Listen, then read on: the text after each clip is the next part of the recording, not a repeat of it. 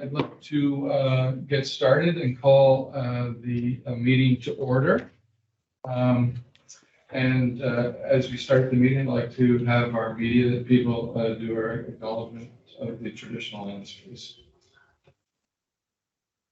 The land upon which we work, live, and sustain ourselves is the ancestral and treaty lands of the Michizagig Anishinaabe, also known today as the Mississaugas of the Credit, the rightful caretakers and title holders of this land. We also recognize the rich pre-contact history and relationships which include the Anishinaabe and the Ongwe-Hongwe. Since European contact, this land continues to be home to Indigenous and non-Indigenous peoples. As responsible community members, we value the diversity, dignity, and worth of all people. Colonialism displaced and dispossessed Indigenous peoples of their ancestral land and continues to deny their basic human rights, dignities, and freedoms. We are committed to learning true history to reconcile, make reparations, and fulfill our treaty obligations to the original peoples and our collective responsibilities to the lands, water, animals, and each other for future generations.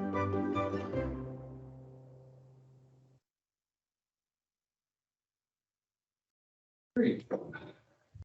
Thank you. Now we'll move on to approval of the agenda.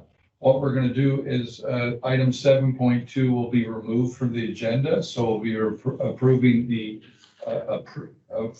amended agenda with the removal of 7.2. Can I have someone put that on the floor? Trustee Bailey, someone second, Trustee Benjamin, all those in favor of the agenda? So be carried. We'll move on to the next item, which is the declaration of conflict of interest. Sorry, I'm a little slow today. My computer decided to do a reboot and firmware update, and we'll get back online soon enough. So seeing no conflict of interest, we're going to go to approval of the previous committee meeting on June 7th. So do I have someone who wanted to put that on the floor? Do I have Trustee Clark put that on the floor? Seconded by Trustee Elves. All those in favor? Yep. Okay. We're passed. So now we're going to go to the delegation 6.1. We have the delegations, but I don't think the person is here right now. We will bypass that, and if she shows up, we'll put her in the agenda. But right now we'll move on to the staff reports in 7.1. So this is for information only, and it's the notice of referral from the March 8th Curriculum Equity Student Wellbeing Committee. And that will be presented by, I believe, Superintendent Somo? Or no, sorry, Coordinating Principal. Principal, sorry to further the motion.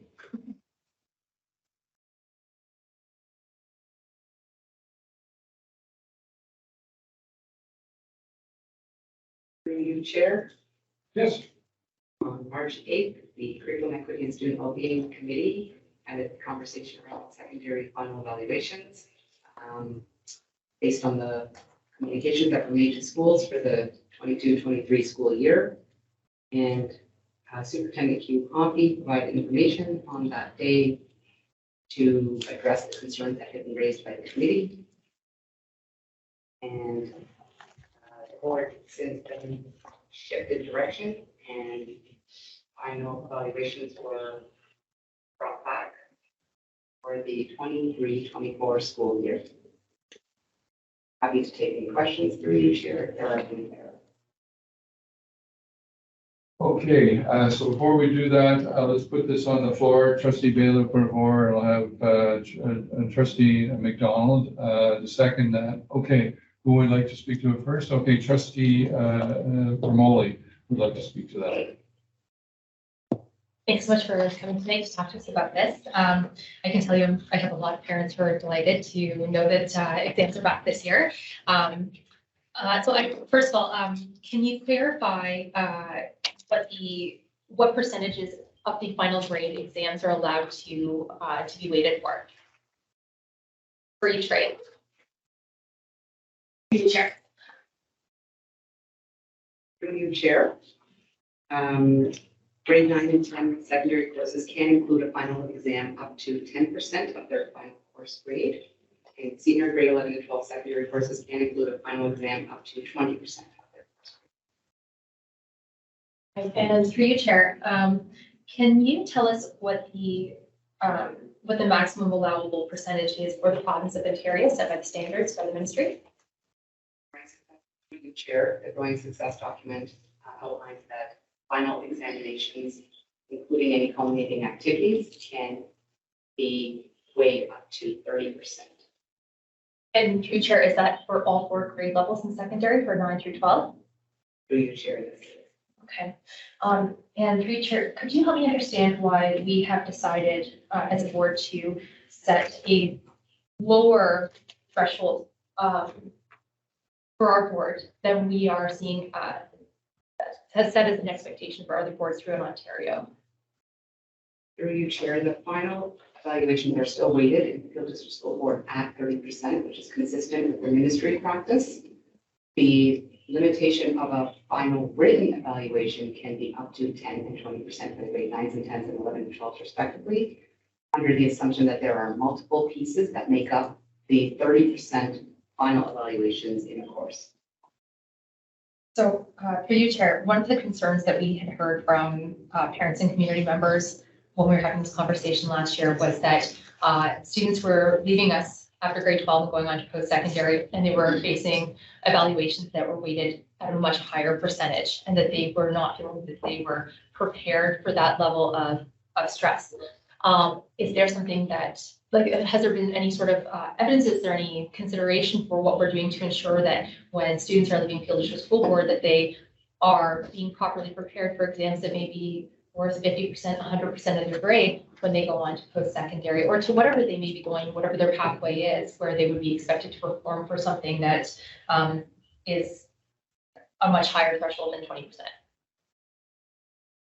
Through you, Chair, the skills and knowledge that students are evaluated and assessed on final culminating exam comprise of a multitude of skills, some of which are demonstrated through written examinations. So it's a combination of skills and knowledge that 30% would comprise of, and the preparation for a final exam, regardless of the weight of the exam, still requires students to do all the prerequisite studying skills, knowledge, and expectations that they would be required to do independent of what the weight of the exam is. But by including additional components in the 30%, we broaden the skills and knowledge that final evaluations 30% are assessing to prepare students for the multitude of pathways available. Through you, Chair, is there any thought that there may be that exams may not be taken as seriously because they are not given as high of a weight? Like 10% maybe an in-class test or a quiz. It's not a significant portion of the grade, so that may not be something that a student may be as concerned about. Maybe may not understand the extent of the work that may be required for what they're being tested for, and that may not prepare them for later pressures. They can certainly take back the feedback for consideration to discuss. And is there any? I guess through you, Chair, I'm still unclear why we are so far apart from what the ministry standard is when our students do have to compete against students who are going to other district school boards across Ontario. So they will leave us and they will go to post-secondary pathways where they will have been assessed differently and learned how to be assessed differently. So as a parent whose daughter is in grade 8 right now and another who's in grade 4, I want to make sure that whatever her pathway is afterwards, I want to know that she leaves here prepared. And I have some concerns as a parent, and these are concerns that I've heard loudly and frequently from within my wards, that we are not necessarily setting our students up for success. So my question is, can we do more to ensure that we are doing that? And that, I think part of that is making sure that we are evaluating in line with Ontario standards.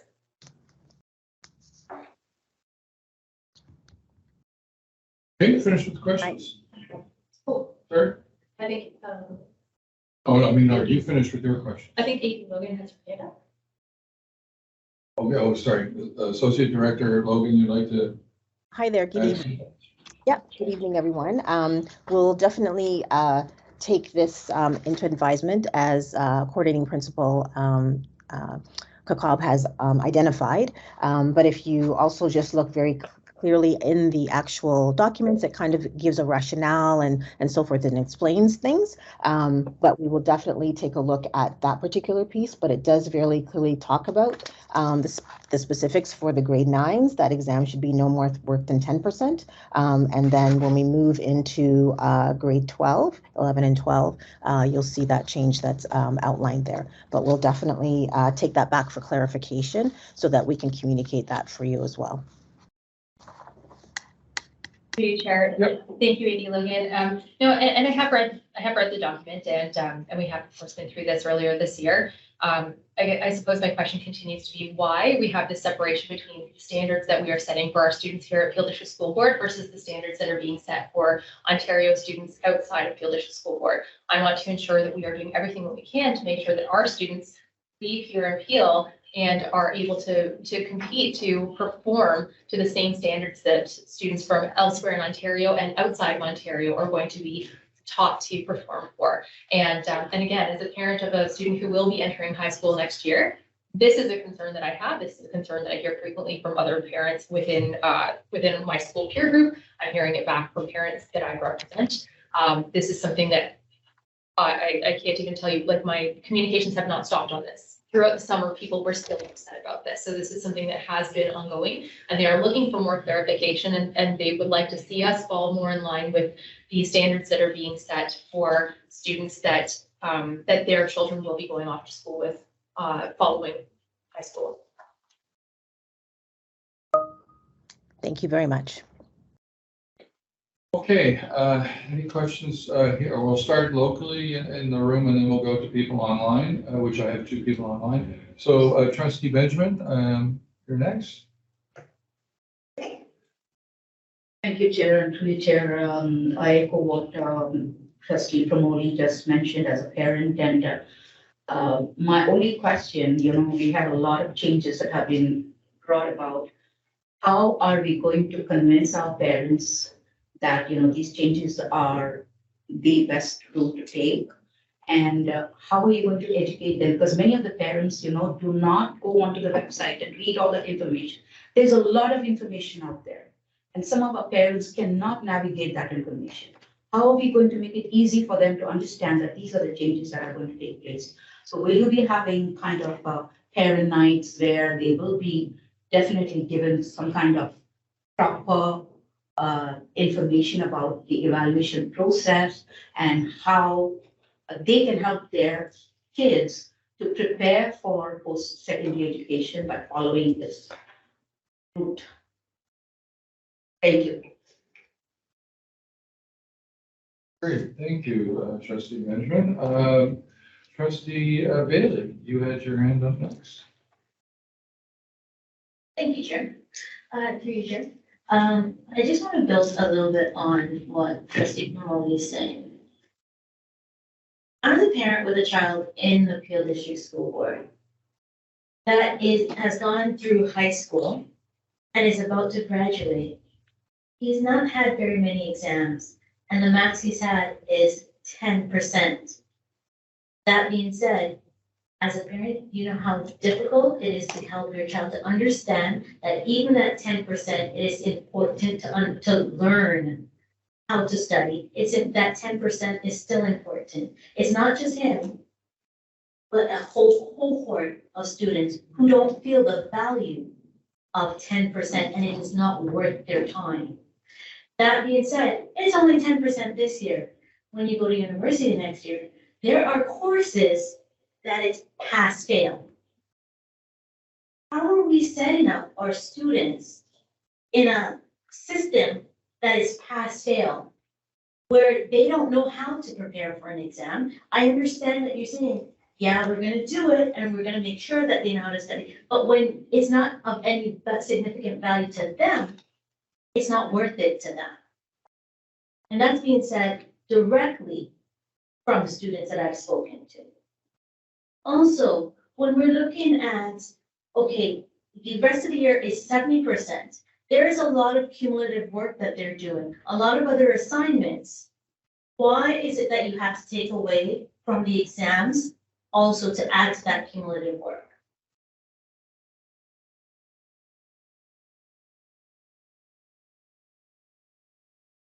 Good question. Okay, who's, Bailey, can you just, my apologies, Trustee Bailey, can you just repeat the last part of your statement? I just didn't quite understand what you were conveying. So I understand that students have different methods and ways of learning. Every student is different. However, that 30% of exams, that is the only time that they will have that experience, right? In high school, those 4 years, and not all their courses will be exam based.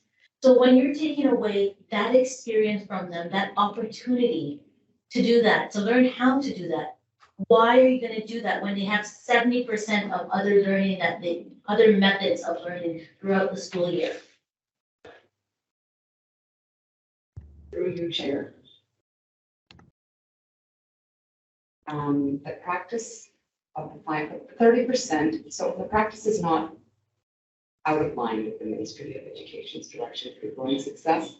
The ministry direction in growing success indicates that 30% of the final weight of the course needs to reflect culminating activities, which can include an exam and other components. Throughout the last several years, Peel has, this is not a recent shift where we have multiple components that make up the 30% final culminating activities that should reflect the activities that took place in the term mark of 70%. And the materials being assessed, skills and knowledge being assessed in the 30% should not be new to a student. So they should have had opportunities to practice and experience those skills and demonstrate that knowledge in the 30%, and a final opportunity to demonstrate that in the 30%. The shift is that Peel is specifying having multiple components by limiting the percentage of the exam and not having 30% allows for the 30% components to better reflect the activities that students have and evaluations and assessments that students have participated in throughout the 70% course that we've been building towards for a final demonstration to set those students up for success. So it appears as if there's a disconnect between the ministry's practice and the Peel's practice, but Peel's just specifying a percentage of the final evaluation, which does include other components that best reflect what the students have been doing throughout the course.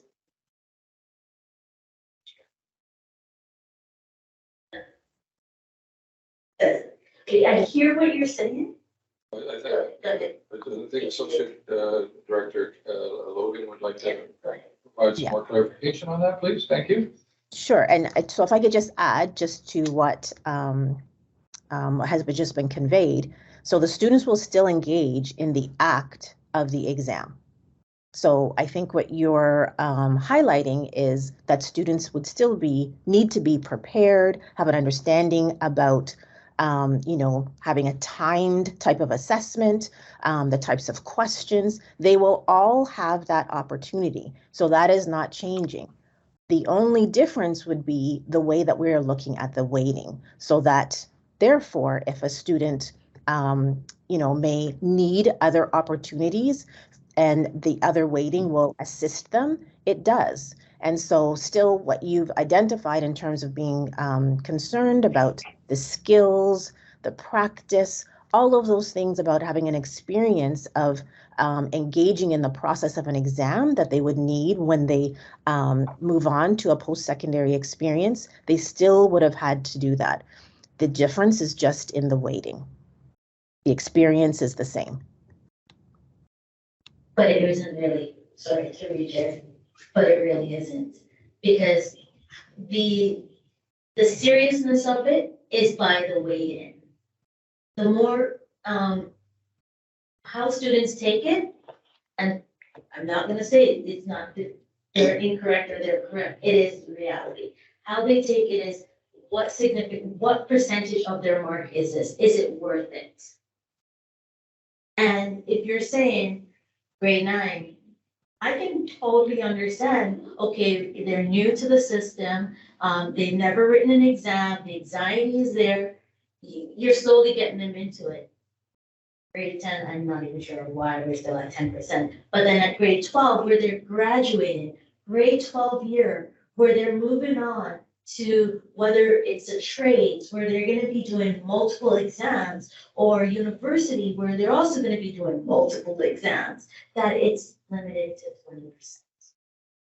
That's where my major concern is, and especially having a parent that, like I said, students barely done any exam, doesn't know how to do it, prepare for it, and his whole cohort is in the same situation. What are we doing? How are we setting those students up for success? Okay. You don't want to respond to that? Okay, thank you.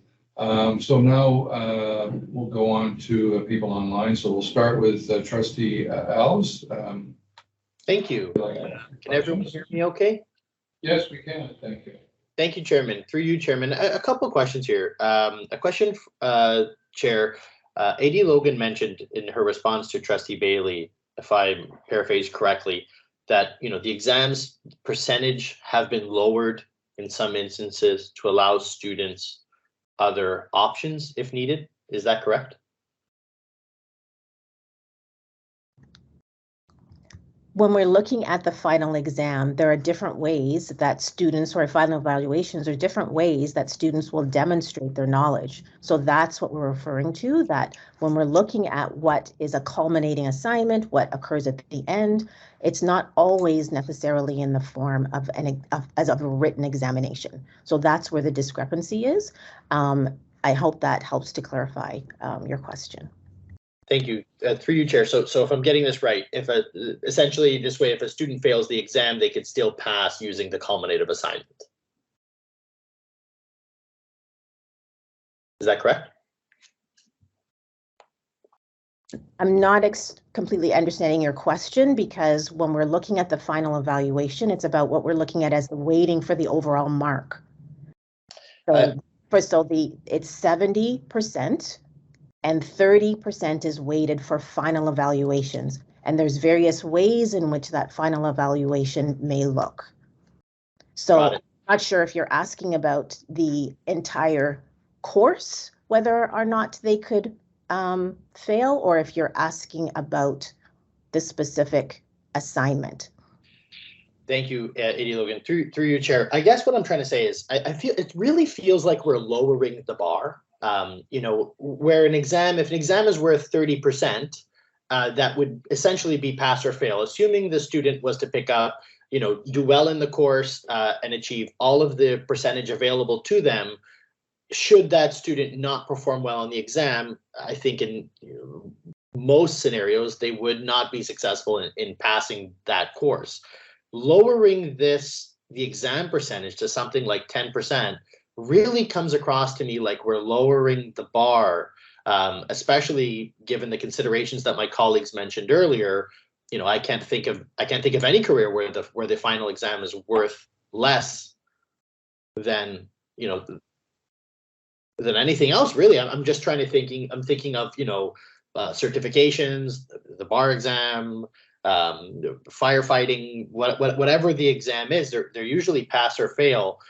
I think I have a big concern when we're talking about exams being worth 10% and perhaps the rest of the culminative assignments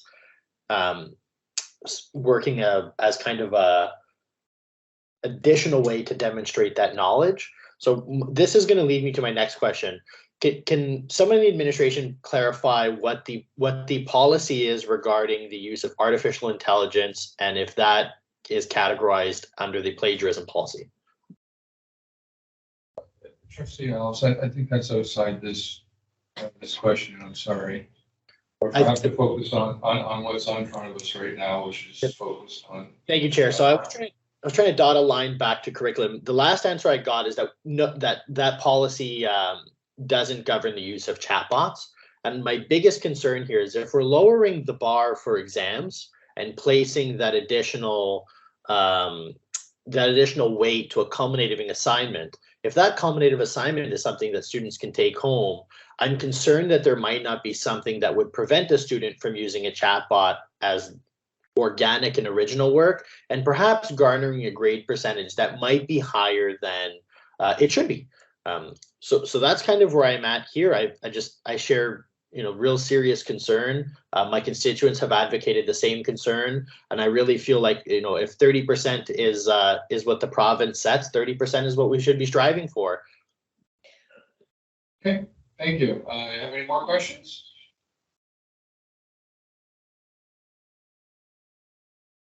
Trustee Ellis, do you have any more questions? Sorry, Chairman. No, that wraps up the end of my questions.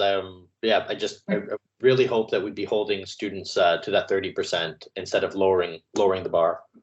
Thank you. Next will be Trustee Clark. Okay, thank you. Through you, Chair. My question is actually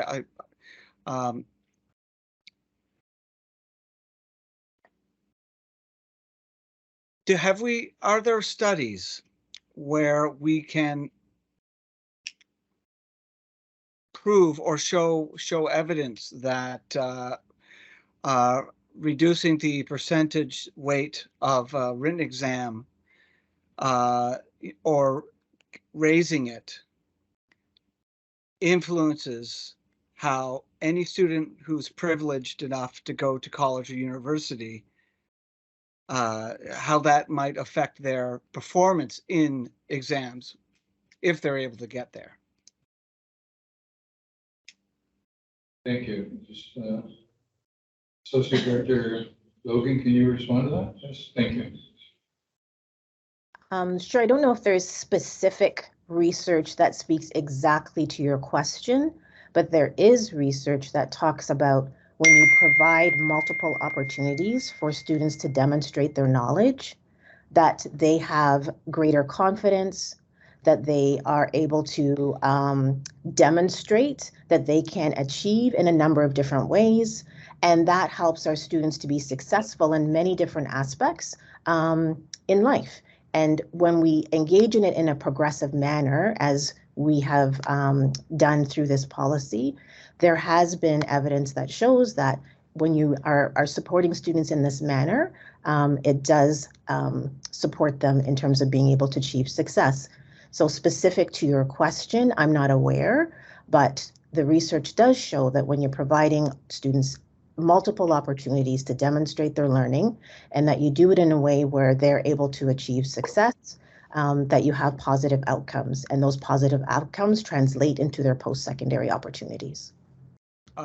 Yes, I understand that, but opportunities isn't the same as, execution of those opportunities. That's the, I'm not in.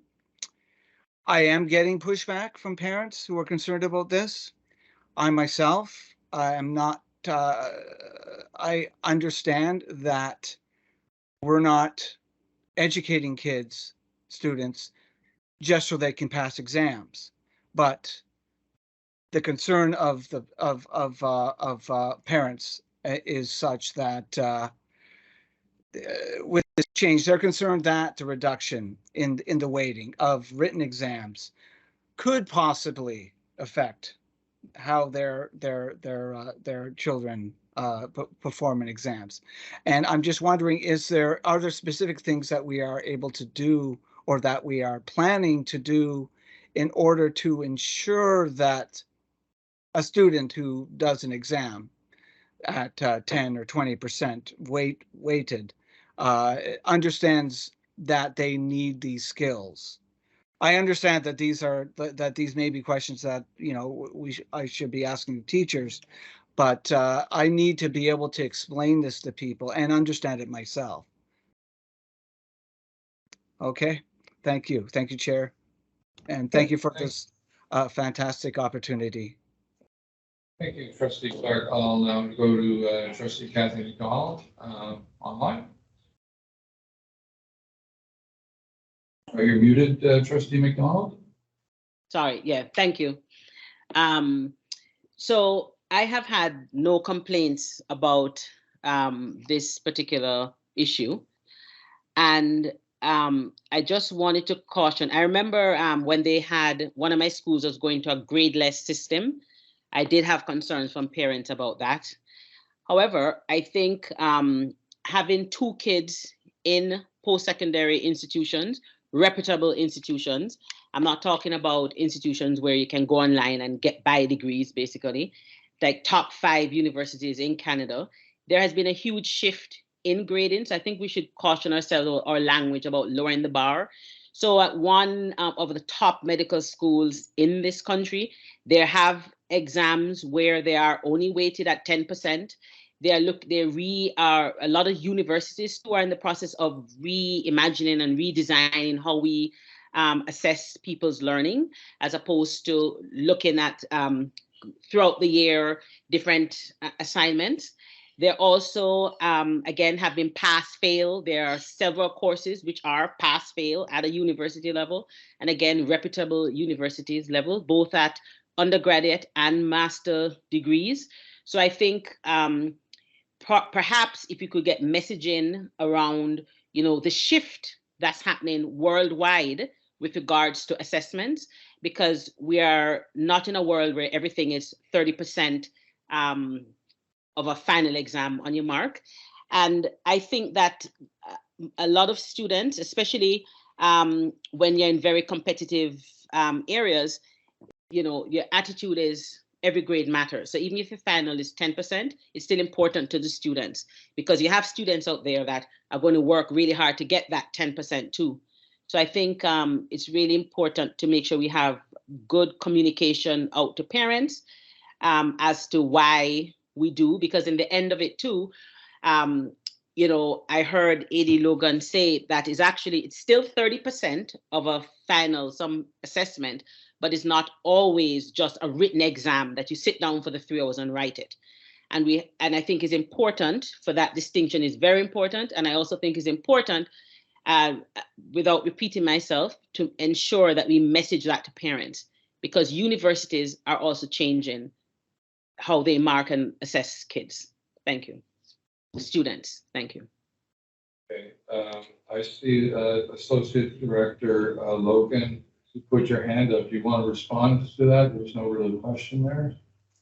No, other than that we would take, various pieces of information and thinking about how to make sure that we communicate effectively. So I just wanted to add that I don't think we spoke to that specifically about the need to make sure that we are communicating what we are doing in a particular way, so that some of the questions that you are receiving can be addressed more clearly at the school level. So definitely take back these concerns and that these are coming to you, and we really would like them to be obviously addressed at the school level, so that there's a dialogue that the teachers are having with families, and that the principals are having with families, so that people have a full scope and understanding around some of the concerns that will be addressed. So we'll definitely take this back and make sure that we are looking for specific opportunities to clarify some of these changes, so that our families are better informed. And it's always helpful when they're better informed at the school level with the teachers and the principals who work with them each and every day. Okay, thank you. I'm going to go to all the trustees who haven't spoke first, and then I'll recycle back to the trustees who have. So I have next on the list Trustee Cole.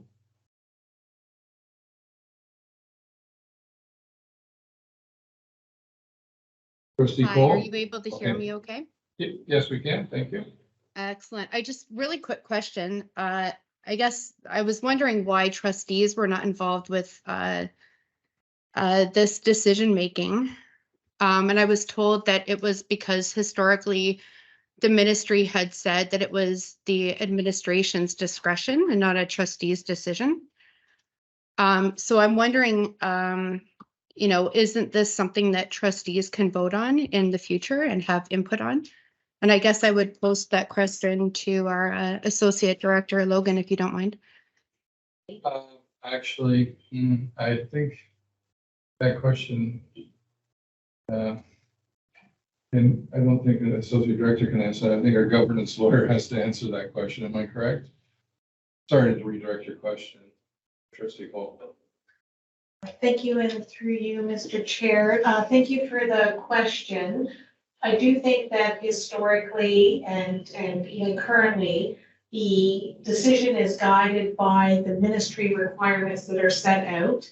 And the most current ones are called Growing for Success, I believe, yes, Growing for Success. And they set out the parameters or criteria for through the curriculum and how evaluations will be conducted. The discretion that's being referred to is the discretion on how those percentages are broken up between assignments. So for example, when we were talking about exams making up in grade 12, 20% of the final mark, but the 30% or 30% is final evaluations and the other 70% is throughout the term. So the province sets those guidelines and we're actually following those guidelines in that the 30% is final evaluations. Those final evaluations may look different depending on the courses. Where the discretion comes in with the administration is each course may lead itself to different types of assignments or different types of methods of evaluation. Some are more attuned to a written exam, such as a math perhaps, which may lend itself to an examination better than perhaps art or photography. There may be a different way of creating those evaluations. Using the guidelines presented by the ministry through the Growing for Success, and the 30%, we are compliant with what the ministry is saying, and we're just that the administration is using that discretion that they have within the ministry guidelines to set exams versus other types of evaluations. So it's not a matter of trustees determining what that discretion is, because that's clearly given to administration through the guidelines that they provide to administration. The reason it's come to first curriculum was because trustees asked to have this explained and to have the discussion about it. It was referred then to this committee from curriculum because they wanted to, trustees wanted to explore, is there a policy or a procedure that should be in place that would help guide administration in using their discretion? So while the individual guidelines don't say that it's a trustee decision, they do put it in the hands of the administration. If trustees wanted to, it's not within their purview to do operations, as you know, and this, because of the way the ministry has set out the guidelines, is an operational matter. But if you wanted to talk about what policies and procedures are in place or could be in place to help administration, I think that that's a question that could be explored if there are further procedures or policies that may be might be helpful for administration in exercising that discretion. Thank you to put you on the spot. I appreciate that answer. I think it was to the point. Does that help, Trustee Paul? That was an excellent answer. It clarifies a lot. Thank you. Okay, next will be Trustee Cameron. Hi, everyone. Thank you. I don't make quorum on this committee, but I have an interest in many of the topics tonight. This isn't a question, Chair, but I could formulate a question if I had to. So in living a life of 37 years of teaching in post-secondary education in the psych department, our department created testing mechanisms that were really varied. They were not one single style, and we gave students choices. I appreciate it's different, post-secondary education versus secondary school, but we gave our students choices. For example, they could organize a practicum where they could come and present their knowledge on a one-on-one basis with their teacher. They could pick from a variety of testing mechanisms. They could do short answers. They could do essays. They could do multiple choice combinations with those other two methods of essay or short answer, or they could do one final exam. Our belief was that when we gave students choices, that they were in control of their education and their learning. What I'm not able to really cite for you is what percentages. So my comments really are not about percentages as much as they are. When you give students choices about how they will be tested, they will find the way to learn the way that they're able to learn the best. Some were even group tests. For example, we offered them an opportunity to work in small groups in a testing format, or they didn't like that because they didn't feel others would prepare as well as they would. They could do it individually.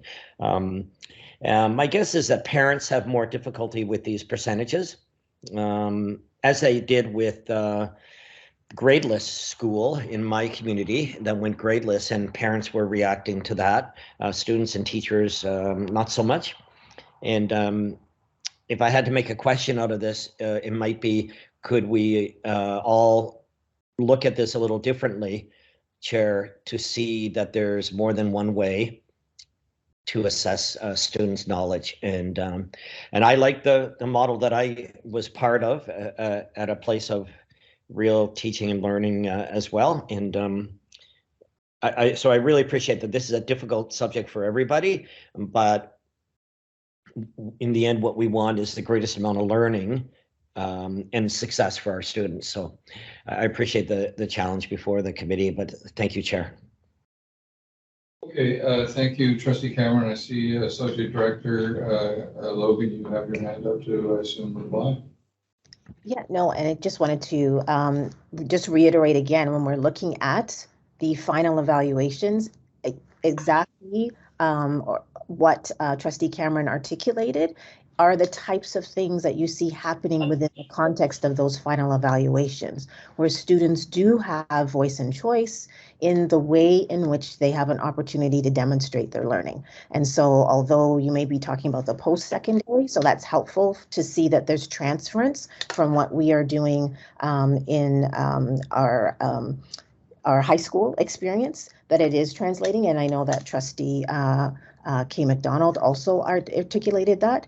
So we do see those different ways in which there's transference from what we are doing, and we are actually learning from our post-secondary institutions as well, because we have lots of partnerships and we engage in dialogue and conversations, and we hear about the types of things that they are doing around assessment and evaluation, and we want to parallel that so that our students have an opportunity to be successful, and that they are prepared to be successful when they leave us after grade 12. So I know that it's a shift and a change for many of our families, and we will endeavor to engage in deeper conversations with our parents, guardians, families, and so forth, so that they have a stronger understanding of the types of changes and how they will impact their children. And we will do, we'll improve on that communication piece, because I think that that is what perhaps we need to do to make sure that it's much clearer and that there's a stronger understanding, and that we are preparing students for their post-secondary opportunities. Thank you. So now we'll start recycling through some trustees. So we'll start with Trustee Promoli. I think Trustee Alves. I know, you're the first to go. Oh, okay. We'll let you go through that. Oh, thank you. So I really appreciate the conversation that's happening here and the additional information coming through. While I understand there are some post-secondary pathways that are starting to shift the way that they evaluate, that isn't true across the board. There are certainly post-secondary institutions and different pathways where students would be expected to be able to perform to be able to be evaluated at 30%, 50%, 100% in an exam setting. And even not just when we're talking about within a school setting. I mean, students have to be able to take a driver's license. They have to be able to do all kinds of things where they are expected to learn the information and be able to know everything in a single setting. And it's not just a small percentage of a grade. Sometimes in life, we just have to have all that information. So, given that, yes, there are some places where they are changing the way that they evaluate, but that isn't everywhere. would there not be a benefit to allow educators to have the professional discretion to decide if they want to be able to evaluate through an exam up to 30%? So that's not dictating that everybody has to get 30% exam, because I appreciated Catherine, of course, reminding us that there are exams where, or there's courses where there's like photography, there's drama, there's phys ed, where you're not going to sit down and write an exam for some of these courses because that's not the appropriate way to be evaluated. But there certainly are courses where that is the best way to be able to test that that has been what you've learned throughout the term, and that you have developed that knowledge and retained it. Could we not give our educators the benefit of their experience and their professional knowledge to be able to determine what the best way to evaluate their students is within their own classroom, and give them that 30% latitude, given that that is in line with the ministry standards? And then also understanding that there still is that other 70% that gives them that space to evaluate in other ways. So we still have 70% to allow them to find other ways to assess students outside of just the exam setting. Yes, yeah, could we not allow up to 30, give our educators that professional discretion? Okay. Who would like to, coordinating principal? Thank you. Through you, Chair. Some of the points you brought up are giving teacher discretion around how they will evaluate a course. I wanted to reiterate the idea that in Growing Success, it's a very big document, and if you unpack it, you will note that it specifies a distinction between the 30% and the 70%, where the 30% is to evaluate a final component of what has already been assessed and should be in line and consistent with term work, which is what students have experienced over the term of the course. So to separate out different skills and different things to evaluate in the 70% and then have a 30% potentially knowledge-based exam doesn't line up with what Growing Success, the ministry document, says. The second piece I wanted to highlight is sometimes we perceive courses to be fully knowledge-based, but if you refer to the curriculum documents, any curriculum document, there are achievement chart categories that specify that we are to emphasize skills and knowledge. All the curriculum documents, regardless of subject, are skills-based. It's very hard to evaluate skills through a knowledge-only exam, and the 30% needs to reflect the variety of achievement chart categories. And those achievement chart categories include knowledge and understanding as only one of the 4 components. Application of the skills learned, communication, and making connections. Again, different language used in different curriculum documents, whatever regard, depending on which one we're specifically referring to. But knowledge is really only one component out of 4 that we evaluate. To overemphasize knowledge on the final exam and make the 30% purely knowledge-based does not reflect, the curriculum doesn't necessarily reflect the 70% that the students would have engaged in term work. It needs to be consistent. And that's part of the policy in Growing Success that's settled in the ministry. So our practices are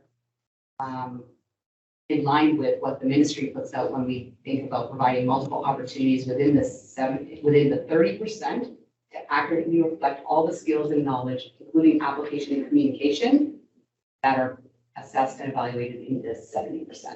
So it's the curriculum documents along with Growing Success complementing each other that determines what a design of a course needs to be. And the curriculum over the last couple of decades has moved to skills-based, whereas when I was in school, a lot of it was knowledge-based at that point. So this concept of a 30% exam was more in line with a historical curriculum, not necessarily the curriculum that's come out in the last several years, where the curriculum has moved to a skills-based curriculum. I hope through you, Chair, I've been able to provide shed some light. Thank you. Do you have any follow-up? Yeah, just to follow up through you, Chair. And I appreciate that. And I think that it's important to recognize that there are multiple things that do have to be evaluated in the final exam. I'm going to age myself for a moment. When I was in high school, I did go through OAC. It was one of the final years to do that. I mean, I still remember I still remember things that I learned and that I wrote essays about during my final exams in OAC. I remember having to sit down and write a themed essay in French about Candide. And like, these are things that I learned how to do. And this was not just the cumulative knowledge of that year, but of my years of study that I was able to do and pulled in from other courses. I knew how to write a proper essay. I knew how to, to construct it, to make an argument, to pull from the source material. So I had learned the book, I had learned the story, I had learned why it was important and why we had bothered to study it. And I had learned it in another language. And then I learned how to argue it. And I had to be able to do that. And that's why, like, that's what we were assessed in. And that was an exam. And I still feel badly for my teachers because if you can see my handwriting, it has not improved. They had to muddle through and mark these things, but these were the skills that we were expected to develop because they were the skills they knew that we would be expected to have when we went to university the next year. And the whole way through high school, everything was building. We got to high school and they said, look, we're going to teach you what you need to know for when you leave here. And when I got to university, I did feel prepared. I felt like I understood how to study, how to write an essay, how to argue my points, because that's what I was training for. But I also knew how to do that, to sit down in an exam room with hundreds of other people and to just focus and pull what I knew and to make those arguments in a situation of pressure. And those are huge life skills. It's not just the skills that I pulled from those courses. And again, here I am about 5 years later. And I can still remember the things that I wrote in an exam. So, it's not just about, learning these facts and then forgetting them forever. It's about learning how to learn and learning how to hold on to them, and then how to make those arguments in a way that you can be assessed in the way that they're looking for. But that is part of the skills. But I also took it very seriously, and right from grade 9, those exams were worth a lot, and I knew it. So going into grade 9, I was worried about it because I'd never sat down for an exam before. I had tests in class, we had our weekly spelling checks, whatever. But I didn't really know how to do it in grade 9. But by the time I got to grade 12, I was a pro. I knew exactly how to study. And when I got to university, I'm like, I know how to learn. I know how to study. I know how to take this knowledge and make it part of whatever I need to do going forward. And so I do have concerns. Again, I am a parent, but this is something I hear about a lot from a lot of parents. And I understand not everyone is having that same experience, but I have continued to get calls through the summer, and people are wanting to know what is actually happening next year. They want to know that their students are getting the opportunity to develop those same skills. And that's something I would like for my kids. And I don't know, I would hope that we would help them build that. I see Associate Director Logan. You want to respond? Through you, Trustee, through you, Chair, and Trustee Promoli. Again, we are engaging in exactly what you are articulating from the perspective of skills. Everything that you articulated is essentially the same in terms of providing those opportunities for students to learn those skills, to write an exam, to develop the skills to be able to manage their time, to study, all of those things that come with preparation for an exam, and that is being cultivated in classrooms in order to be able to prepare and to have those skills for when they move on to post-secondary. The piece I think that is the difference is just about the weighting, and we hope that what we are doing is to cultivate climates of learning in our schools so that our students want to learn, and that they want to make sure that they are leaving with the necessary skills as well, and that the weighting is not just the only focus for them, and that the learning and all of the skills that prepare them for their post-secondary opportunity and for success in their classroom is part of that experience. Just one more, if that's okay. Okay, thank you. And I appreciate that. I guess just my one final comment then is I would wonder if we are expecting our students to look at these evaluations, whether they're worth 10 or 20 or 30% with the same seriousness and to take them with that same weight. Are we being fair by also adding an additional final assignment on top of that? Because I have heard from students when I was visiting schools at the end of the school year last year that they were feeling a lot of pressure with their cumulative assignments. Some of them had 3 cumulative assignments for all 4 courses they were taking. So they were looking at 12 different things that they had to be dealing with between those 10% tests and then the 2 different assignments on top of that. So when they were looking at 4 courses and 12 different things that they had to prepare for, there was a lot of stress. And so of course, last year, the maximum was 10% for grade 11 and 12 students also. But they didn't know actually how to manage their schedules, and they didn't know how to get through the end of the school year. So now we're looking at only 20% and then the additional 10%. That still is potentially 8 things that they have to be dealing with at the end of the school year after they've already been through the other 70% of their courses, and then whatever other stresses they may have in their life when they're in their senior year. So I would just also like to put that out there that I have had this come back from students, and this is something we discussed in the spring also, that they are feeling significant pressure already when they get to the end of the term. And maybe we should consider whether we are being fair by giving them an exam, and I do think the exams are important, but also throwing assignments on top of that and then multiplying that by their courses. So anyway, I appreciate the time that you've given to us on this, and this is something, again, that has been very important in the community, but thank you for your time on it. And Trustee Alves now. Thank you, Chairman. Through you, I guess my question here is that, we keep hearing percentages are lower, but students are still getting the opportunity. It's kind of the same process. Why are we lowering the percentage?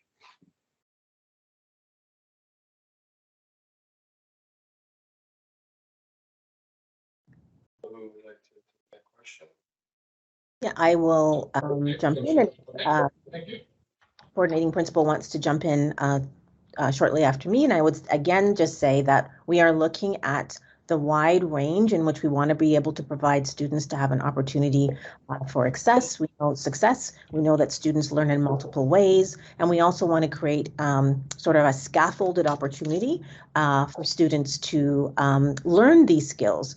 And so the 20% is one way in which we can provide them with the scaffolded way, sort of the leading the ramp to be able to have the success that we would see them in post-secondary. So that is sort of the way in which I think, if you want to call it a philosophy per se, that we've looked at our final evaluations and the weighting and thinking about what are some of the real strategies that we see that's in some of our current research that supports the different ways that we want students to be able to demonstrate their learning and therefore have opportunities to achieve success. Through you, Chair. Thank you, Edie Logan, for that response. But I'm not sure I got the response to the question. I think that was a great philosophy. But given that students had the opportunity to participate in final exams, and students also had the opportunity to participate in cumulative assignments, I'm just wondering what the administration's objective is by lowering the percentage on exams. What is the desired outcome from lowering the percentage on the exams? Through you, Chair. I'll take that question. Okay, thank you, Coordinating Principal Gecko. You could look at it as lowering the percentage, or we broaden the ability of the assessments to accurately assess the variety of skills and knowledge that are expected to be covered in the curriculum. So by lowering the percentage, it'll make space for additional culminating activity within the final 30% that allows for multiple ways for students to demonstrate skills that a final examination may not most appropriately evaluate, given the nature of the curriculum when we think about application, inquiry-based skills, communication, the variety of specific and overall expectations laid out in the curriculum. A final exam is not always going to capture the various components that are evaluated in a curriculum document. I hope that helps provide some perspective. It's more about broadening the ability to assess and evaluate the variety of skills and knowledge that are asked for in a curriculum document. Thank you, Chair. Just a follow-up. So on April 17th, the Minister of Education, Stephen Lecce, was quoted here in his announcement of a new bill saying, the goal here is to send a signal to school boards to refocus their energies on what matters most, which is improving reading, writing, and math skills in STEM education. And the goal comes from, his statement comes from scores that are low.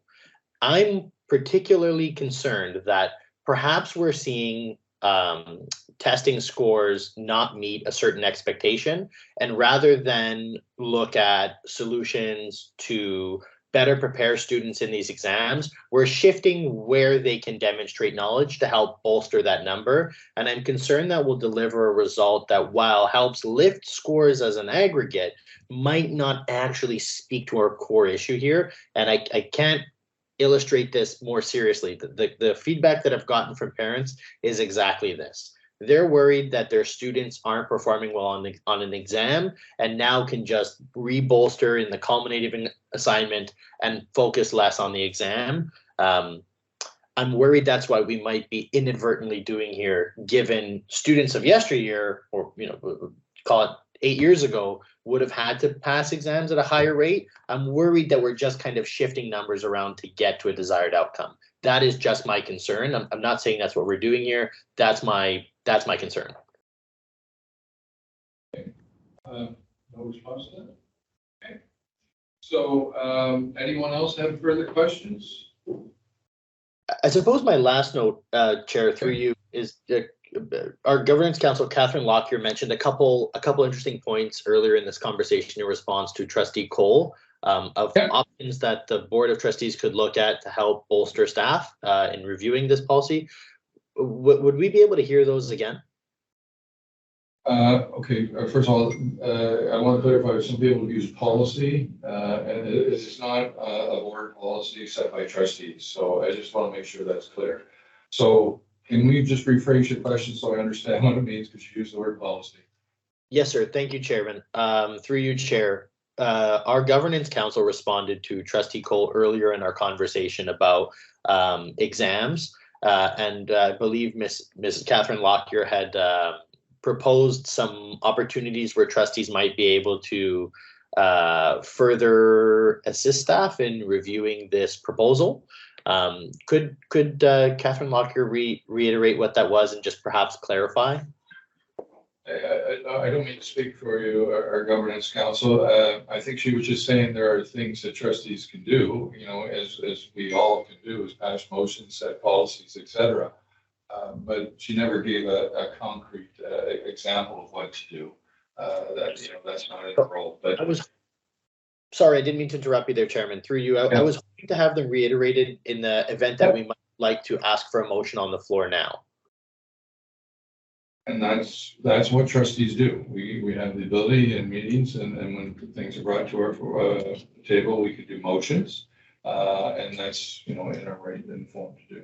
And that's why it's on the table. Understood, Chair. So I suppose I'll phrase my question this way. Through you, Chair, what opportunities would trustees have referencing this policy in terms of making change? Because this is an operational policy, and of course, trustees wouldn't want to interfere with operations. What would be available to us in terms of review?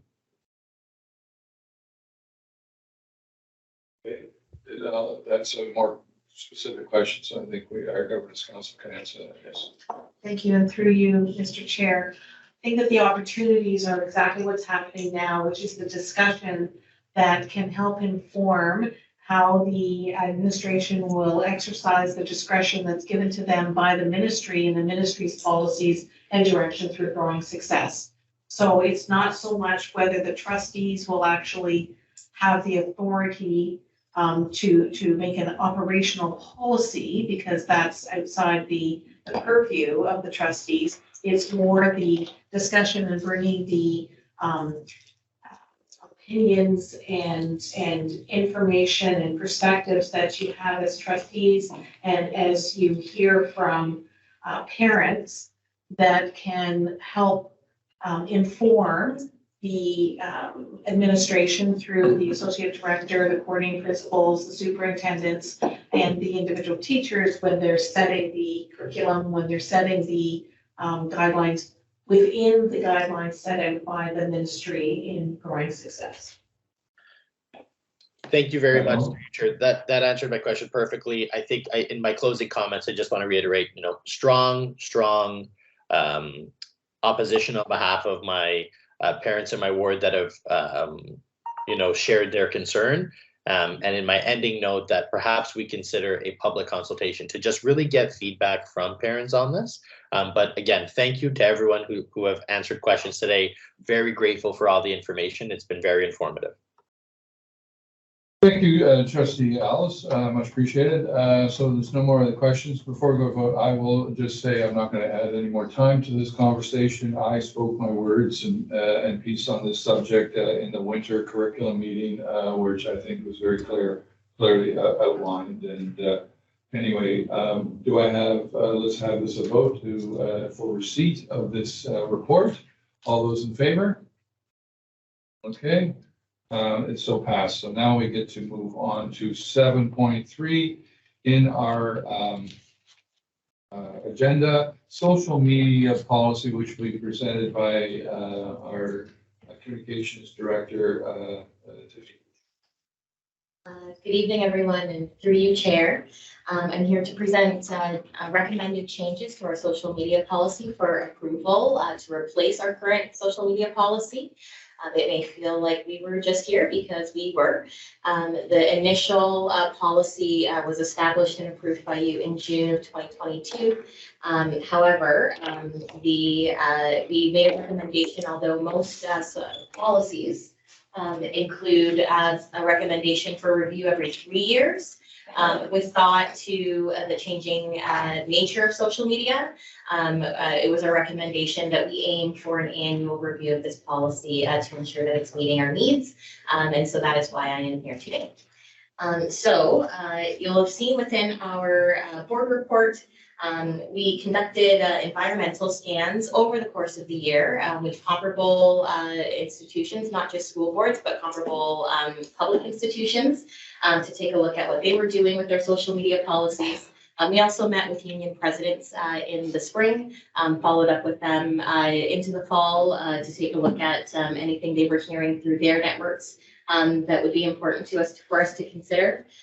We reviewed each of the issues that were coming up as well within the public engagement and communications team itself, which manages our official board channels to take a look at what the policy was not meeting our needs within.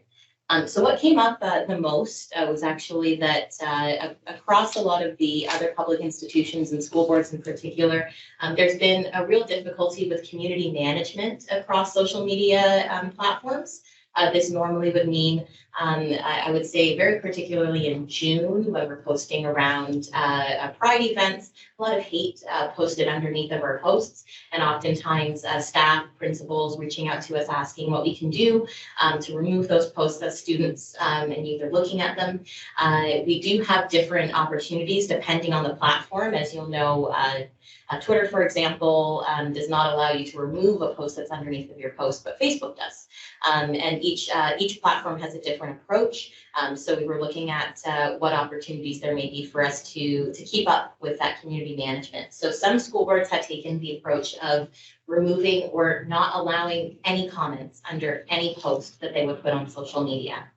So we reviewed this, took a look at it as an option. And I do want to note that with deliberation discussion amongst each of those stakeholders, very important to us at this time that community members are able to engage with us. Engagement was quite important to us. And of course, there are these difficult moments, but community management also means it's important that we have the ability to congratulate and share positive news stories and comment on those as well. So you'll note within our board report, we have not made a recommendation to not allow any posts underneath of our posts. We looked for an in-between. And what this did was, you'll note in 5.2.1, very specific language to allow for board, those that run official board accounts to, if needed, remove posts if they're able to, depending on which platform it is, mute or block accounts if it's needed, in order to ensure that, again, our student communities that are looking at our posts are affirmed and are not being subjected to inappropriate content if it's needed. We tried to ensure that the language was as clear as possible about what would be permissible within that. Again, the changing landscape of social media means that we do believe we'll need to continue to look at this and what our options are. So I will say that this has been in some ways a practice of the public engagement and communications department. However, the social media policy at the time did not have any language that backed up that practice.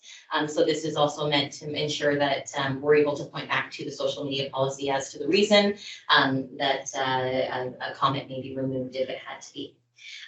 We also added some language to the preamble that spoke again to the changing nature of social media, but also to the fact that all of our audiences are not on social media. So we want to be very conscious that we're using social media to amplify our messages, but not as our main communications channel, as if all of our audiences would be there. So seeking to ensure that we have clarity and that our communities also have clarity that we're understanding that for mental health purposes, for many purposes, individuals may not be on some of these platforms or all of these platforms.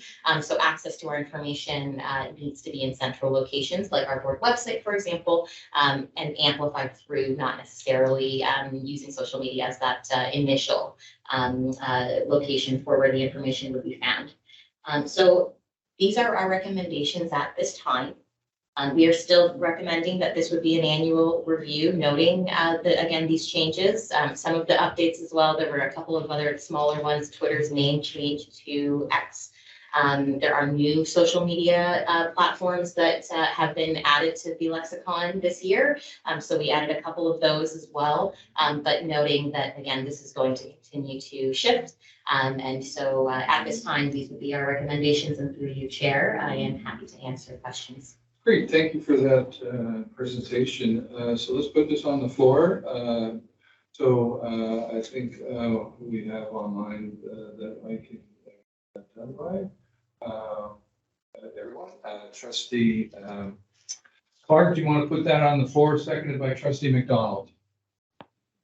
Yes. Thank you. Does anyone have any questions or comments?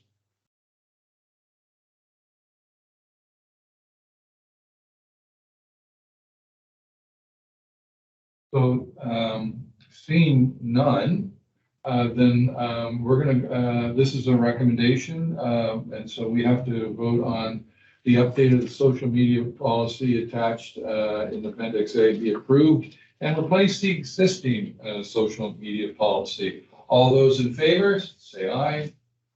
And so be it, it carries. Thank you. Oh, Trustee Alves, you just put your hand up and in and out there. So sorry, I was lifting my hand to vote in support. Okay, thank you. Gotcha. We need a vote fund feature on Teams. Yes. Okay. Okay, and we get to move on to the next item in our stuff. We're now in the excursion policy, 7.4. We'll have our coordinating principal, Asumbo Kalka, present that for us. Thank you. Through you, Chair, I'd like to present the revised excursions policy. The purpose of this policy is to set the Peel District School Board expectations as it relates to curricular and extracurricular activities that take students off school property. The policy has been developed in consultation with various departments and stakeholders. Our department led the review and revision of the excursions policy in collaboration with other departments such as equity, legal and governance services, and security and risk management. The revised excursion policies establishes the Peel District School Board's commitment to providing equitable and inclusive opportunities for all students to participate and experience excursions, removing barriers to access and ensuring student safety. In our review of equity and human rights, we've revised the policy. Excursions are to be accessible so that students with varying physical abilities and exceptionalities are able to fully participate. Principals are to remove financial barriers for curricular excursions for students who require financial assistance. And in addition, staff are to make reasonable effort to accommodate the days of significance of students, staff, and community when planning excursions and other significant events. The policy ensures excursions are aligned with the principles and expectations of Human Rights Policy 51, Anti-Racism Policy, gender identity and gender expression guidelines, and the religious accommodation procedure. The policy ensures appropriate supervision of students during all approved curricular and extracurricular activities and ensures families are informed about the nature and details of the excursion, including transportation, supervision, and risks. Through this policy and its related procedures, the Peel District Board will provide clear and consistent expectations for all parties, including superintendents of education, principals, vice principals, lead teachers, educators, volunteers, and Peel employees and trustees. Setting clear expectations in the planning and execution of an excursion minimizes exposures to risks for students and for staff. The Excursions Policy Development and Review Committee is currently developing the excursions operating procedure, which will outline the details and specifics to support the policy implementation once the policy has been approved. The operating procedure will outline specifics around supervision, transportation, risk assessment and management, roles and responsibilities, communication protocols, etc. Happy to take any questions through the chair you may have at this time. Great. So let's put this on the floor. Trustee Alice, do you put it on the floor? Yes, sir. Okay, and Trustee Benjamin, do you second that? Okay, any comments or questions? I see two hands, so let's start at the top of the list. Trustee Clark. Thank you, through you, Chair. I just would like to comment. The policy to guarantee that finances won't be a barrier, is that new?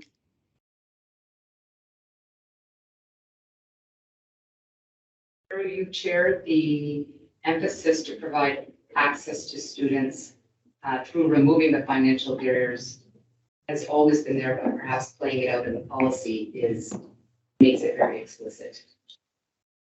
Okay, thank you. I strongly support that. Thank you. Great. Thank you, Trustee Clark. Trustee McDonald, you're next. Yes, and along those veins, you mentioned about the equity of access and equity of opportunity, that principals are to remove financial barriers for curricular excursion for students that require financial assistance. Now, I know at some of the excursions, parents, sometimes you have parent volunteers, and in order to be a volunteer, you have to do a criminal police check. So have we thought about how we can remove barriers for parents that can't afford the fee that is now charged to parents when they do a criminal check? I didn't see that stated in there. So I know it's not directly to the student, but for the parents that need assistance with getting a police check done. Through you, Chair, Yeah, the operating procedures will specify the specifics around who and how participation and supervision of students will prevail, and certainly some attention can be given to ensure that families are able to support them. Thank you. So Thank you. Thank you. I'd appreciate that. If you could sort of include that in the OP, that'd be great. Thank you. Okay. So I have Trustee Bromoli. You go next. Just one quick question. It's more of a practical issue, but earlier this year in the winter, we had students from a number of schools who could travel to Peterborough for, so this may be a little bit in the weeds, but for a ski competition. And when the weather had gone a little bit haywire here, we had to cancel buses locally. As a result, their bus in Peterborough was also canceled, despite the fact that they did not have the same weather event happening there. I don't know if there's something in the policy that sort of dictates the way that we apply our transportation cancellations that would also, like if it's a universal cancellation, or if there's a way that we can ensure that we don't have that issue happening again, because there were a lot of very scrambled phone calls early on a Saturday morning from parents who are trying to figure out how to get their kids to go compete. But I don't know if there's something that is sort of somewhere in policy, but that we can ensure that we are enabling students to, I don't know, anyway, I know we have Wendy here also, so that may be more in her wheelhouse. Great, thank you.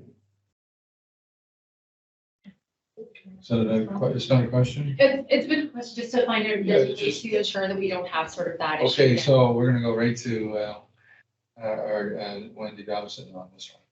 Thank you, and through you, Chair.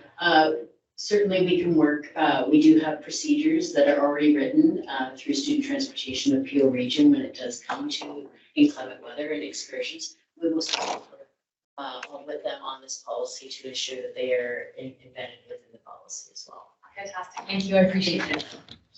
Great, thank you. Trustee McDonald, do you still have your hand up? Do you have another question? Apologies, no, I forgot to take it down. Thank you. Yeah, no, thank you, no problem. Seeing any more questions? No questions? Oh, yeah, okay. Trustee Bailey. Thank you, Chair.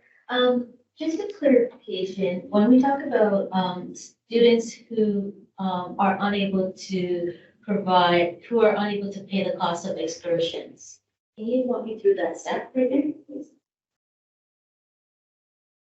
Thank you.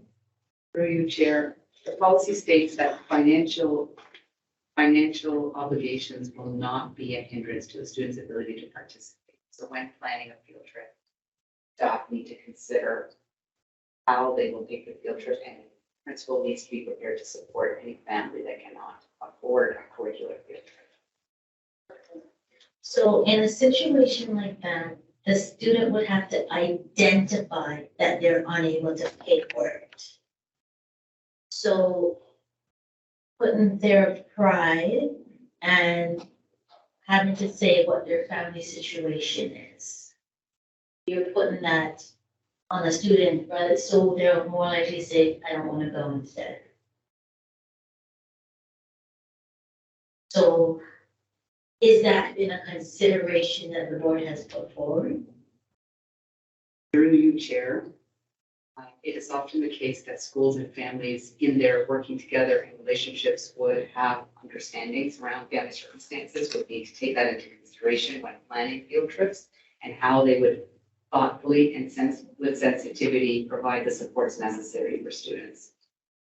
My concern though is that students have to identify their family's financial situation. No, yes, no. So I'm asking. It depends what grade you're talking about, right? Come on, So I'm gonna let Associate Director Logan jump in here. Hi, through you, Chair, and just in response to Trustee Bailey's question, and I would say that there's a number of different ways and circumstances that we would be able to understand a family situation around that, and some of those considerations would be included in the operational procedure. So you wouldn't see it here, but you will see that added into the operational procedure, because there's a number of different ways that we would be sensitive and conscious of very much of what you just articulated. Oh, so it is take in the operating procedures, it does take that into consideration. They're going to. They haven't developed. Okay, okay, all right, thank you. Great. Oh, Trustee Benjamin? I'm just curious. I want to know, like, you mentioned places that the students visit, part of their curricula, there is co-curricular, programs.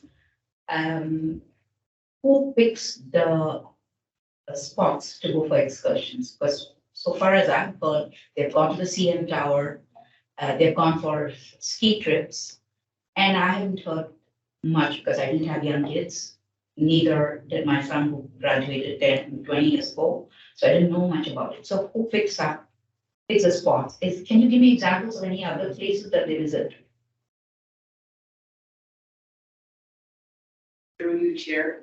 The policy outlines that the trips need to be appropriate to and relevant to the curricular program and within the competency and understanding of students. So when you look at, if you look at curricular examples, depending on what students are studying and the concepts and the themes that are being addressed, the staff at the school, the teacher, knowing the community and what the topics are that are being addressed through which they're addressing the curriculum, will choose destinations that allow to further enhance the learning. So a trip to the zoo when they're learning about animals, a trip to the store if they're learning about financial responsibilities, a trip to the courthouse in a law class in grade 10 or 11, visiting a business in a business class in secondary school, in elementary school. They may further understand mathematics by visiting a variety of areas because math is everywhere. Oftentimes arts trips will go and visit a theater or a production studio to see in action, or a music. Indigenous, oftentimes they incorporate the career expectations into a field trip because it's an opportunity not only to deepen the understanding around specific career knowledge and skill expectations, but an opportunity to expose students to a variety of skills and careers that kids will potentially consider. So taking them to workplaces and looking at those skills and knowledge in action. So it's very open depending on how what the intention of the trip is, what the purpose, what are the outcomes, and what are some of the expectations that they're looking to evaluate if tied to a trip. So as an example, when I was a physics teacher, I took my grade 12 physics class to Canada's Wonderland and had them measure a ride, rate of acceleration, velocity, the force at which a ride is going, the mechanics of a roller coaster. It allows kids to see in action the physics behind the concepts that we've been addressing. Thank you, that was great. I just want to add something through you, Chair. Yes. In the neighborhood of the CBO, there are two spots which are considered to be, appropriate for excursions for our students. One is a Saigon Park, which is just down the road on Madison, and the other is a Danville Park, which is off Kennedy Road, and both have history as well as science and environment connected to these 2 points. So I wonder if our students are being taken there. And of course, we have the Sugar Bush, the Britannia Sugar Bush. And I know students do come there for the maple syrup during that time, but I don't know if these 2 areas, which are kind of, you could say in the past 10 years, they have been developed. So whether they are part of the excursion, especially for our elementary kids. Thank you. Chair. Yeah, I don't know if I can specifically answer those 2 specific locations, but you did highlight that there are multiple locations within our community. And so while I highlighted some maybe high profile excursions, there are often lower profile excursions that make up the experiences of everyday students in elementary or secondary, where it's local trips, understanding your neighborhood and community, making connections to seeing growth, science, community and geography when you visit a neighborhood and understand roads and signs. Like, so many of the excursions include informal opportunities that could be walking trips or local community areas with a variety of activities. So point taken to make sure that we're addressing all the various community excursions that could exist. Thank you. Good. Great. Okay, we have this on the floor. All those in, I should read it properly. So this is a recommendation to that the excursion policy attached as Appendix A be recommended for approval by the Board of Trustees to replace the existing policy 17 excursions. All those in favor? Motion passes. Okay. Good. Okay, so let's move on to, we get to move on to 7.5. That is the trustee honorarium, and our governance council will introduce that. Thank you. Thank you very much, and through you, Mr. Chair. Ontario regulation requires that there be an annual revision to the trustee honorarium policy to reflect updated enrollment amounts.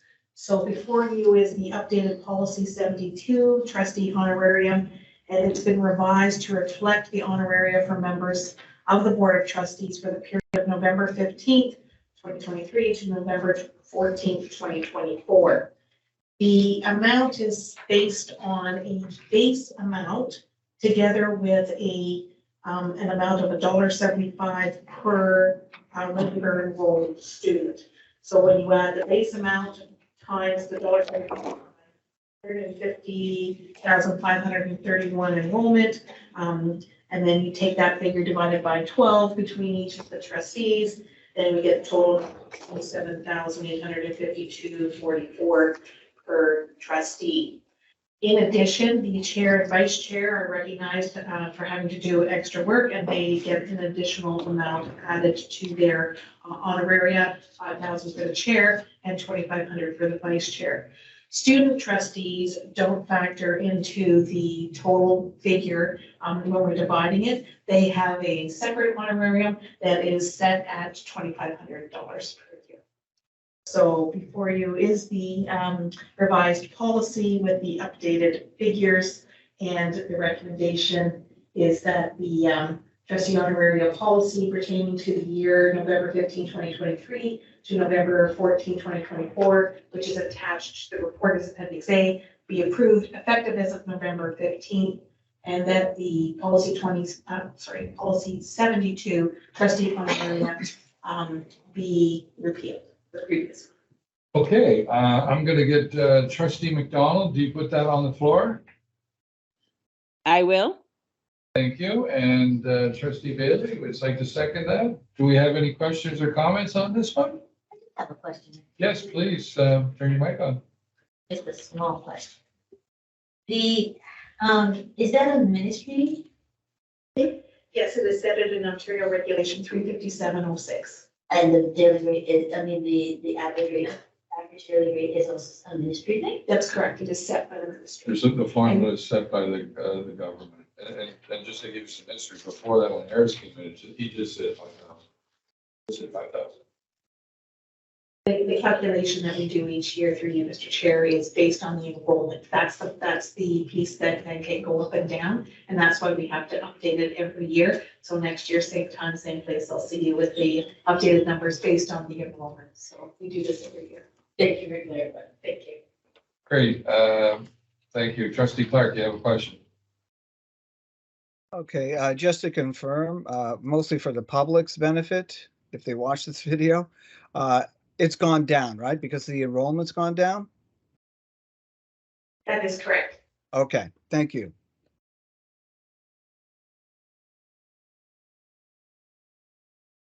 Good, okay. I don't know if now we want to vote for this. I'm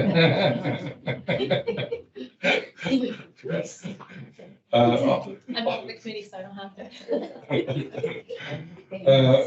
All those in favor, since Catherine has read out the motion, all those in favor of the motion, say aye.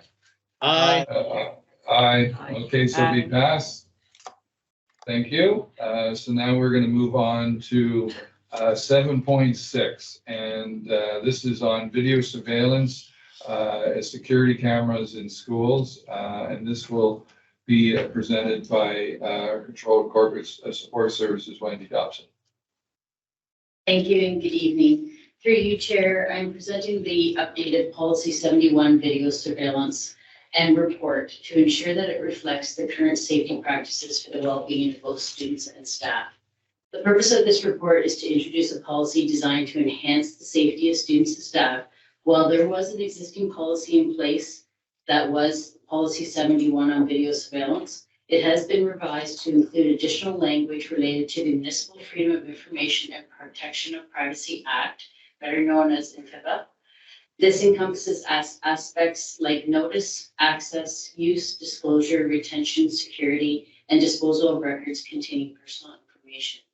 Within this policy, staff have incorporated updated definitions that pertain to MFIPA, particularly in relation to retention periods and definition of video surveillance systems.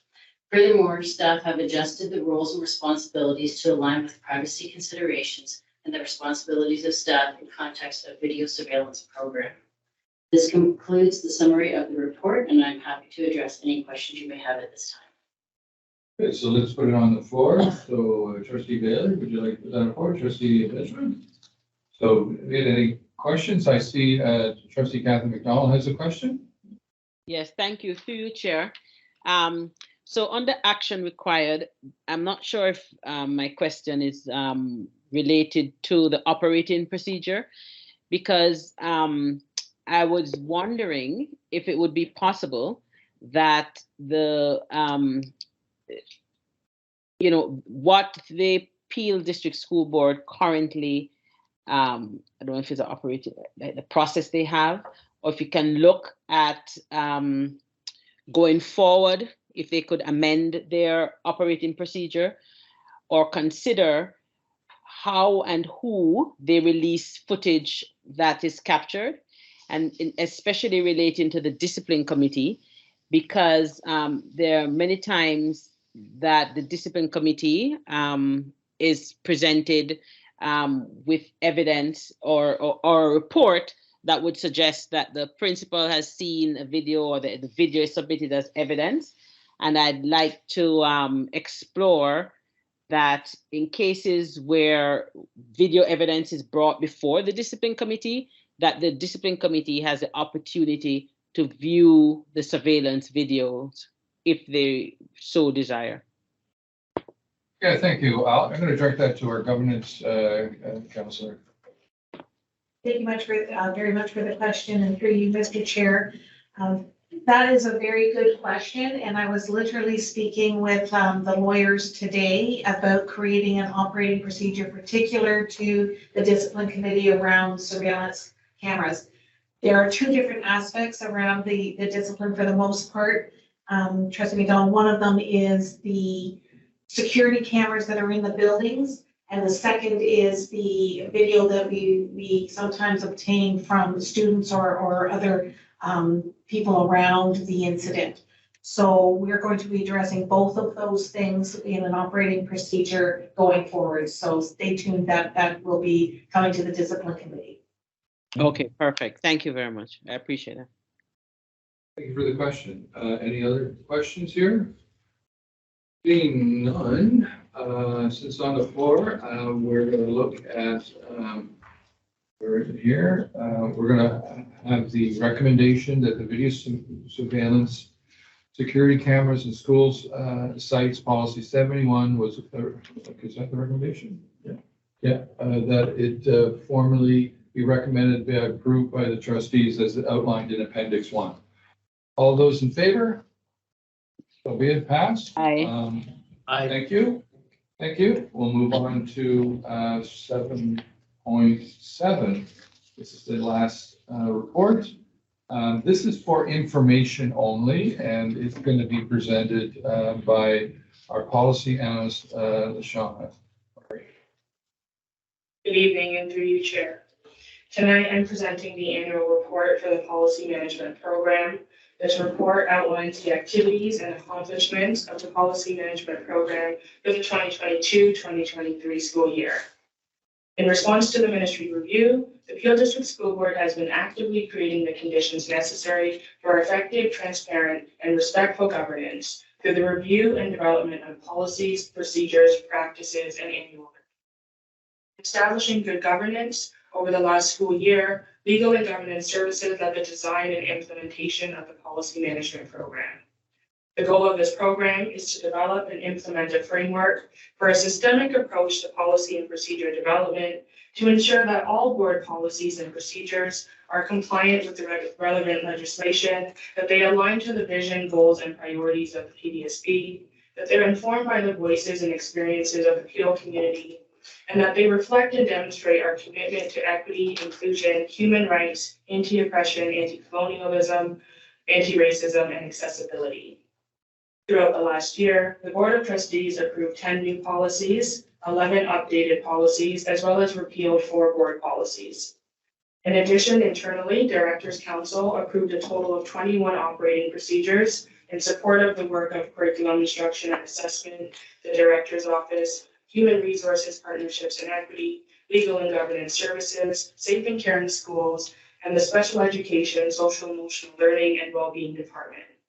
The titles and purposes of these policies and procedures are outlined within the report. Throughout this current school year, 2023 to 2024, our department will continue the implementation of the Policy Management Program. Our activities will include finalizing the periodic review schedule, implementing the new naming and numbering conventions for policies and procedures, redesigning the intranet and external PDSB school website pages for the policies and procedures, and building the capacity of our responsible offices on policy and procedure development in accordance with the framework. Thank you, and happy to take any questions. Great. Let's put this on the floor. Trustee Clark, do you want to put it on the floor? Sure thing. Trustee Alves, do you want to second that? Yes, sir. Thank you, Chair. Okay, great. Any comments or questions about this report? Seeing none, I just want to thank you. I can't believe how much work has been done.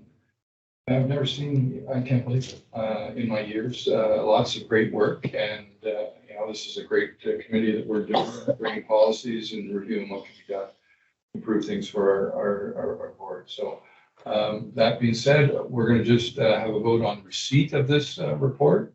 All those in favor, say aye. Aye. Aye. And we have it passed.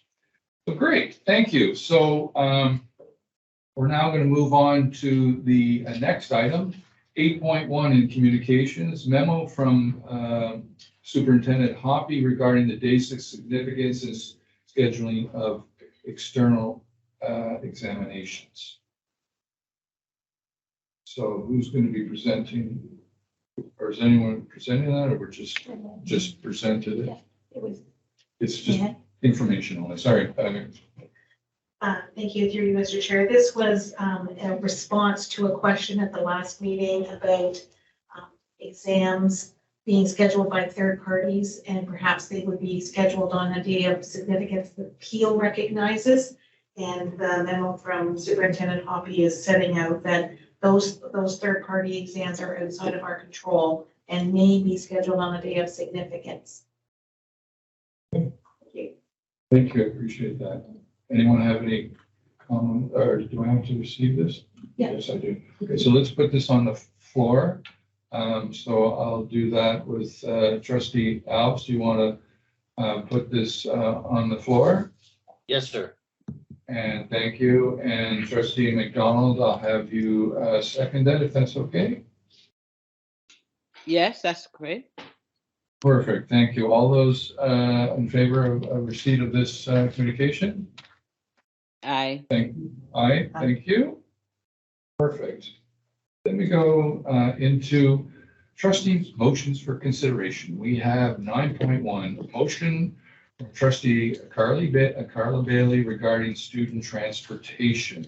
So, Trustee Bailey, you have put this on the floor, and your seconder from our previous meeting would be Trustee Promoli. Excuse me, just point of order. Yeah, please do. Yeah, can somebody who is not on the committee second the motion? Yeah, that's what we're just finding out. No, sorry. Second motion. Okay, Trustee Alves is seconding the motion. So we'll turn it over to you, Trustee Bailey, to introduce the motion you have. You can read it. You can just talk to it. You have 5 minutes to use the time that will give us. Thank you, Chair. So in my limited time as a trustee, one of the things that I have been spoken to by parents consistently is their inability to access regional programs due to the fact that they don't have busing. There are so many programs that they would like to experience, they would like their children to be a part of. However, due to the fact that they cannot afford the additional, some of them say up to $3,000, they cannot participate in such a program, which puts them at a disadvantage as to other students. As such, I have brought forward this motion. So the motion reads, whereas the Peel District School Board has a policy regarding transportation, Policy 39, and whereas Transportation Policy 39 specifically provides that transportation shall not be provided to regional learning choices. And whereas Peel families have made requests to the Peel District School Board to provide student transportation to regional learning programs, therefore be it resolved that staff report with a review of Transportation Policy 39 and the Regional Learning Choices Program Policy 64 in relations to student transportation and possible solutions starting in the 2024 to 2025 school year. And further, that the Peel District School Board work with Staff R to propose updates to the eligibility requirements for students' transportation to be included in the report. And further, that the report include estimated budgets impacts of the inclusion of student transportation options for regional learning choices programs. And further, that the report come back to a future meeting of the Governance and Policy Committee. Great. Thank you very much. So having it on the floor and seconded, does anyone have a comment about the question comments?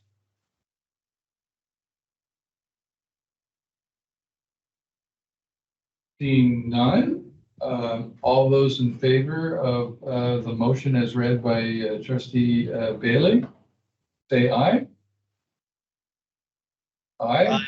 Aye. Okay. It passes. That's your first motion passed. Thanks. Awesome. Great. Then we're going to move on to item 10, trustee notice of motion. Do I have any notices of motion from trustees? Okay, seeing none. Item 11, adjournment. Trustee Benjamin, would you like to put that on the floor? Trustee Bailey, would you like to second that? All those in favor? Aye. Thank you. Have a great evening, everyone. Thank you.